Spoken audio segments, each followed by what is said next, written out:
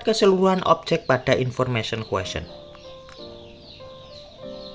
Pada information question, untuk menanyakan objek, kebanyakan kita menanyakan benda atau kata ganti yang menggantikan benda tersebut, baik tunggal maupun rangkaian, baik tunggal maupun jamak, baik sendiri atau berpasangan.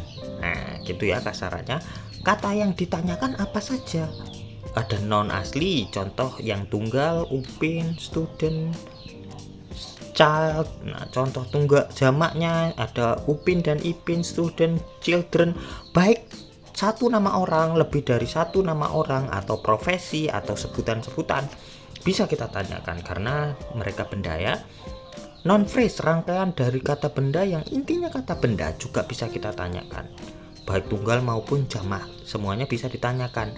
A beautiful girl, a smart man, 10 beautiful girls, the smart man. Nah, mereka semua bisa ditanyakan. Semuanya ya yang ditanyakan, tidak satu persatu. Kalau teman-teman hanya menanyakan girl-nya, berarti nanti nggak bisa, harus hilang semua.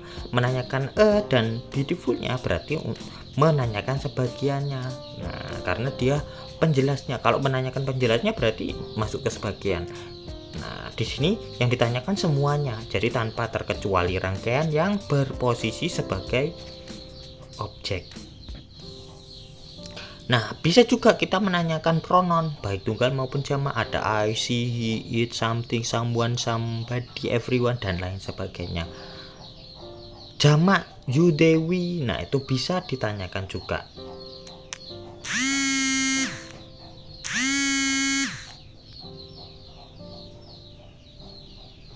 Gerund, nah kata kerja yang difungsikan sebagai benda juga bisa ditanyakan. Contoh swimming, studying, atau to infinitive, to eat, to sleep, atau yang lain sebagainya seperti profesi driver, invitation, seller, buyer, dan lain sebagainya. Itu bisa ditanyakan juga.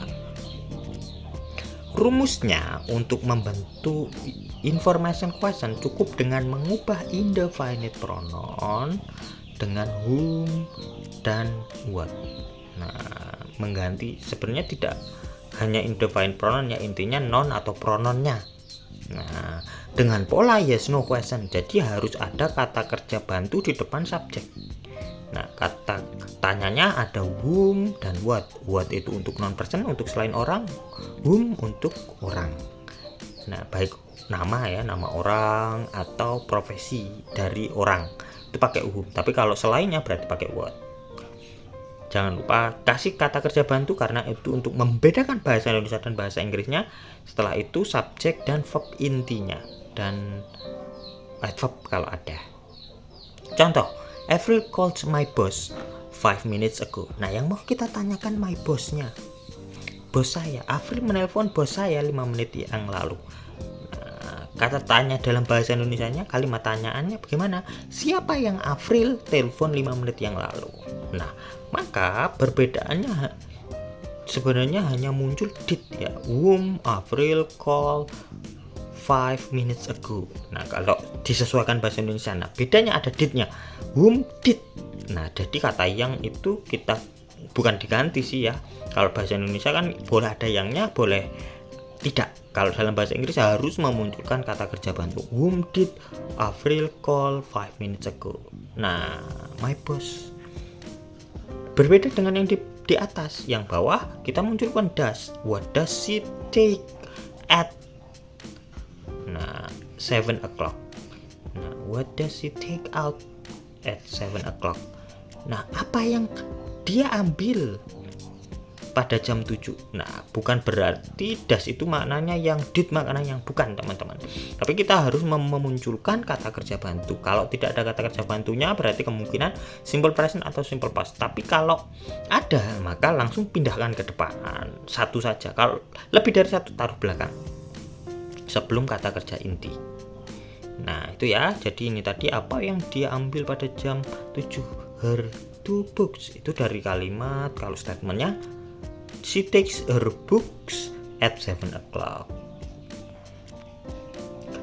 Contoh lainnya, we can do something.